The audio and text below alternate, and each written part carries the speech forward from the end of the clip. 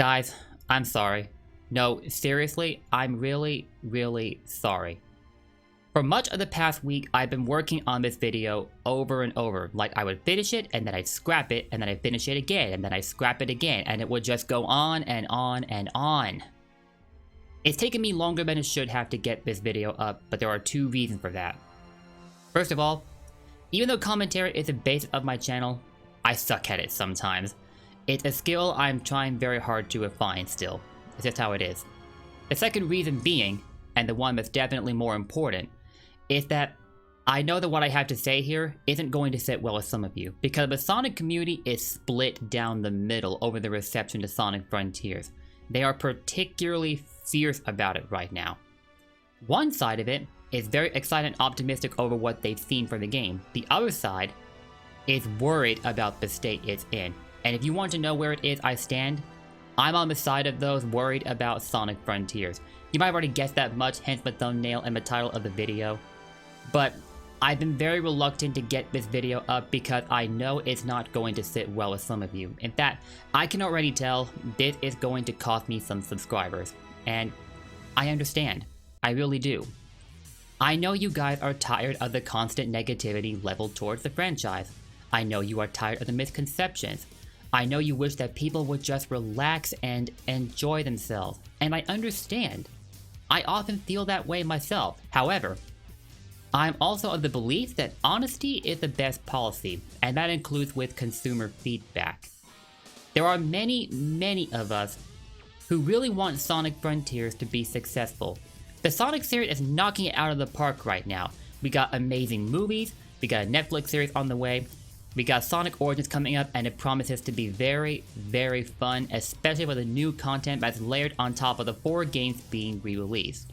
And I'd very much like to say that I feel Sonic Frontier will be just as successful, but the way it's going right now, it's just not how I feel. And again, I'm sorry if this upsets you to hear. I don't post any video under the pretense that anything I have to say here should be taken as the gospel. But I also owe it to you guys to be honest and upfront. And that's what I'm going to do. At the end of the day though, these are just my opinions I'm sharing, and you're within your rights to agree or disagree with it. That's what comments and feedback are for after all. But I can't lie to myself. From watching the showcase for Frontiers, I felt very underwhelmed, not to mention empty. At first though, I was frustrated, but I was frustrated myself for not jumping up and down like a maniac, screaming about how excited I am for the game and that I just can't wait to play it. Something felt missing and I couldn't put my finger on it.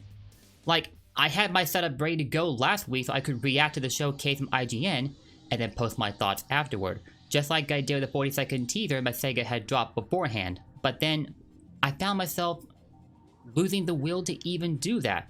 I watched the showcases over and over trying to make sense of what I felt like was missing, and for a good amount of time it just wasn't coming home to me, at least until I really sat down and thought it over. I would say the combat showcase was intriguing. I actually think it will be one of the points where Sonic Frontiers will really shine.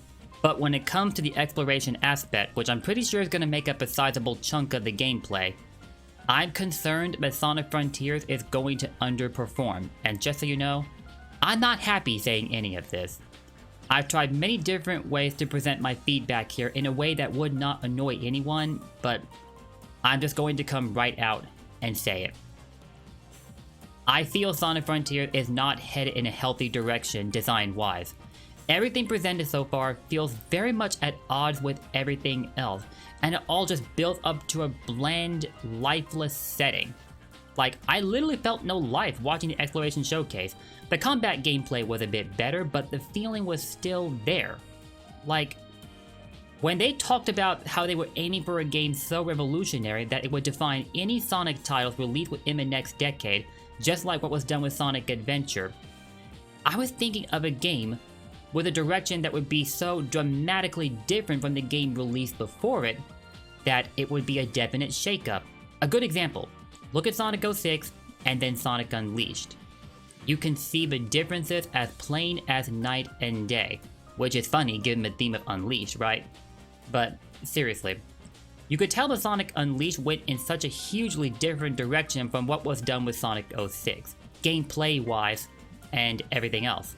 And I had similar expectations for Sonic Frontiers, and then when the first showcase came up, I felt like I was looking at Sonic Forces 2.0, copied and pasted in an open world setting, with a variety of new combat moves sprinkled on top, as well as some slight adjustments to Sonic's base moveset. Like for example, the addition of a grounded homing attack, which is admittedly fascinating, and the return of his wall run from Sonic Lost World, only now he can run up walls and alongside them. Oh, and he can climb up walls too. But then you get around to watching Sonic moving around the islands, and suddenly any impressions you had of this being a Sonic game start to vanish. It's painfully evident Sega is pulling from Breath of the Wild, which is not a bad thing. It's an amazing game and I very much like it, as well as open world games in general. But I'm worried that Sega may have gone a little too far there. They slowed Sonic's movement down rather than improving it for an open world setting, and I don't get this at all. His movement looks reminiscent of how it works in Sonic Forces, but slower and stiffer. And the bulk of his speed comes from the return of the boost mechanic, and from automation, by which I mean to refer to bounce pads, dash panels, and dash rings, of which there are a lot scattered around the islands. To the point where you aren't being given as much freedom to maneuver around the islands as you please. The game is just going to do it for you. And that was one of my chief complaints with Sonic Forces. It felt largely automated to the point, but it felt like the game was playing itself for me rather than letting me play it. I didn't really like it that much, and it was a design choice I was hoping would not return in Sonic Frontiers, and yet that looks to be the case. When I think of open world Sonic, I think of Sonic turning the world into his playground. I think of his movement changing in fascinating ways depending on how he's interacting with the terrain around him. In other words, momentum-based physics, which appear to be absent from Sonic Frontiers based on what I've seen, and that is so disappointing for me. Like, there were momentum-based physics in the Boost games, especially Unleashed, Colors, and Generations, but they didn't feel as important because of the existence of the Boost mechanic. This is not to down-talk those games though. I like Colors, I love Generations, and I adore Sonic Unleashed. It's among my absolute favorite games to play, both as a Sonic game and as a video game in general. It is so much fun. Even then, Boost gameplay has always been my least favorite out of the three styles of gameplay for Sonic, because I felt it was the least representative of what he can do. It doesn't mean I didn't find the Boost games fun. I do like them, and I'll obviously continue to enjoy playing them, but I felt Sonic could do so much more. I felt Frontier was an excellent opportunity for him to cut loose and really show off what he can do. And you only really see that in the combat-oriented system, which again is something I'm interested in. It's actually one of my uplifting takeaways from the showcases.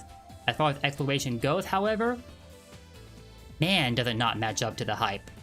And all of this is to say nothing of how unfinished and unpolished the game looks, to the point that I think it needs to be delayed. You might have seen the hashtag Delay Sonic Frontiers trending on Twitter recently, and in my eyes, I think it's for a good cause.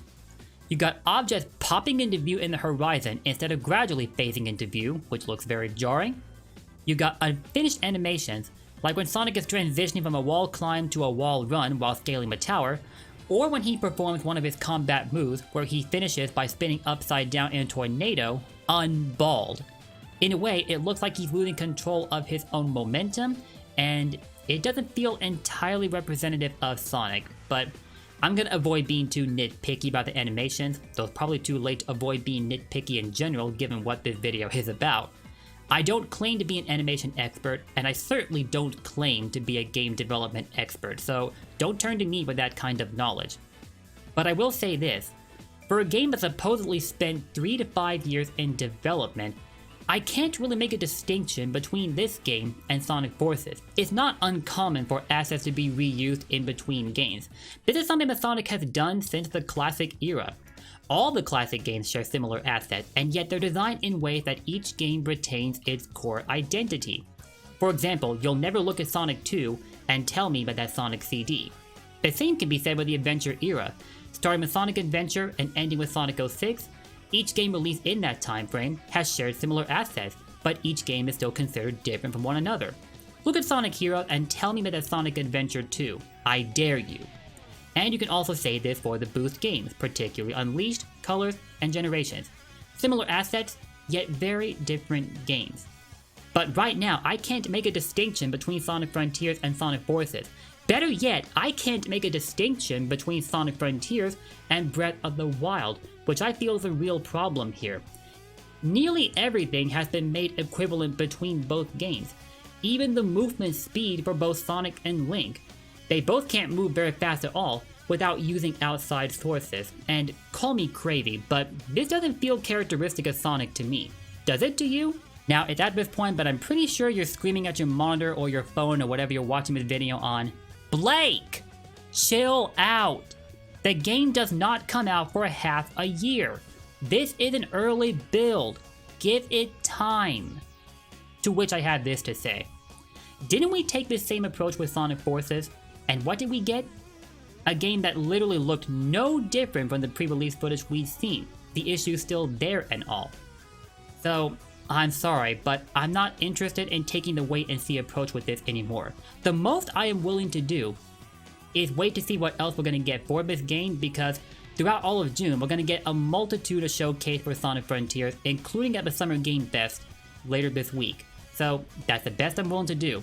I'll draw a complete conclusion once I've seen everything, but right now I'm just giving you my first impressions based on everything that was shown last week. And right now, my first impressions are not very good. And as far as the comments about this being an unfinished build or early build that they've shown us, I ask you this. Where's the evidence in that? How do you know this won't be in any way accurate to the final product when it releases later this year? How do we know that this isn't their most up-to-date build? How do we know that this isn't what they're going for? If there are any differences at all, chances are they won't be all that drastic in between now and when the game drops.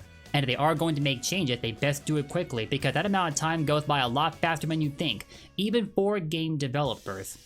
As of right now, I have no reason to believe that what we're seeing here isn't final. I could be wrong, and I am very open to the idea of rolling back my statements if we see anything else about the game that gives me reason to roll back my statements. But right now, I think this is what we're getting. Some have suggested that Sega is basically trolling us. They're showing us a build of the game that is in no way reflective of what they're intending with Sonic Frontiers, and then later this month, they're going to surprise us with basically a completely different game. At which point I'm just like, why? What kind of marketing strategy is this? You are basically trolling people with a game that isn't anything like the one you have in mind, and then you're surprising them with a different game. Like, some might find it funny, but I just don't consider this to be a solid marketing strategy. And bear in mind, I'm no marketing expert, much like how I'm not an animation expert either, but in my head, it just doesn't click. If anyone would like to explain it better for me, I'm willing to listen. But no, this looks like the game we're getting, and if so, we might have a problem. Between my own expectations not being met and how unfinished the game looks, and I admit the expectations are more of a personal thing, as this is more so about how unfinished and uninspired the game looks. The point is, I hate suggesting this, and you're likely gonna start screaming at me right now because I know you're tired of waiting for the next new Sonic game to come out. I am too, but it may be a necessary evil to wait a while longer. I think Sega needs to push this game back again. They've already done it once. They were going to drop it last year, and then they pushed it back to this year for quality purposes. So I have to question what exactly those quality control purposes were intended for. I think they need to delay this game again and take another look at it. I know it's only so much that can be affected by a delay, but I definitely think there are some changes that can help salvage this game, like taking another look at the state of Sonic's movement, and making further additions that will help the islands not feel so lifeless, because right now they don't feel full of life. They look beautiful, and the sound design is amazing. Like when you're next to a rushing waterfall, you are next to a rushing waterfall. It is amazing. And the endless field of green, I'm gonna love running across those, honestly. Just not in the way I had hoped for, personally. But yeah, I'm of the opinion that a delay needs to happen. And if you want to hate me for saying this, if you want to unsub, if you want to even cuss me out in the comments down below, Go ahead. I understand. But you, as the viewer, deserve the respect of knowing what I honestly think. When it comes to my personal opinions, I am always upfront. And I'm not looking forward to how this video is going to be received. I'm open to changing my judgment, because they'll be showing this game off more over the coming weeks. And I do want to have a reason to change my outlook. Like, you have no idea how I so badly want to feel the way I'm in how I feel right now. I hate that I feel this worried about Sonic Frontiers when I would have so much preferred to be excited for it instead. That was what I wanted so badly. But that's not what's happening, and I have to explain why that is. I realize though we all have very different viewpoints on this, and we might not agree on most of them, but one thing we can agree on: we just want a fun Sonic game. I don't enjoy critiquing anyone. I don't like stirring up drama. I don't like doing any of this. But I've got to be true to what I think, and at the end of the day, that's what I'm doing. Truth be told, I had so much more to say about Sonic Frontiers after watching those showcases, but we've got more footage dropping tomorrow, and I didn't want to turn this video into a novel, so I think that's going to do it here for now. So with that said, feel free to head to the comments and let me know what you think of everything I've had to say so far. Again, I'm expecting to get cussed out for what I said, and I'm not looking forward to it, but such is the risk you run when you share your opinions. It's just the way it is, and I accept that.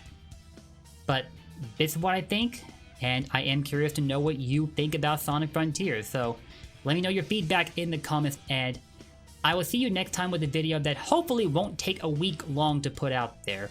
But like I explained earlier, I'm nervous about putting this one up. I really am, but I'm going to do it, and we'll see what happens. So with that, I'll see you next time, and in spite of how frustrated I sounded in this video, I still wish Sega the absolute best with Sonic Frontiers. I know they've got it in them to deliver to us a great Sonic game, and I will still support them in that endeavor, even if their design decisions don't always align with my own, or mostly everyone else's. I'll see you next time. Take care, and don't forget, Blue Blurs for life. See y'all later.